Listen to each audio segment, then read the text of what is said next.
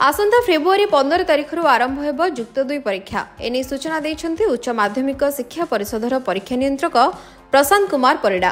Practical परीक्षा एवं internal परीक्षा आसंता डिसेम्बर 26 तारिख जनवरी 15 मध्य शेष होब।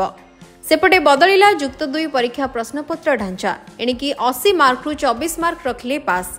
इंग्राजी और मातृभाषा रचना को बाद दी जाइथिबा बेले आउ प्रश्नपत्र रे आसीबनी 10 मार्क विशिष्ट प्रश्न।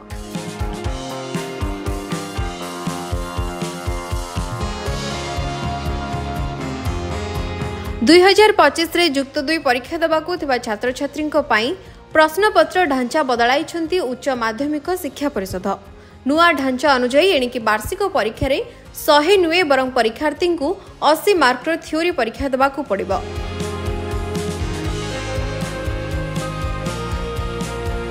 सेथुरु 24 मार्क रखिले जणे परीक्षार्थी पास करिवे नहले फेल हेबे बोली विवेचना कराजिबो। बाकी 20 मार्क इंटरनल परीक्षा हेबो। सेथिरे परीक्षार्थी जेतिकी मार्क रखिबे ताकू मोट मार्क सह संयोग कराजिबो। हेले थ्योरी मार्क सह याकू मिसाई पास बोली गणाजिबो नाही।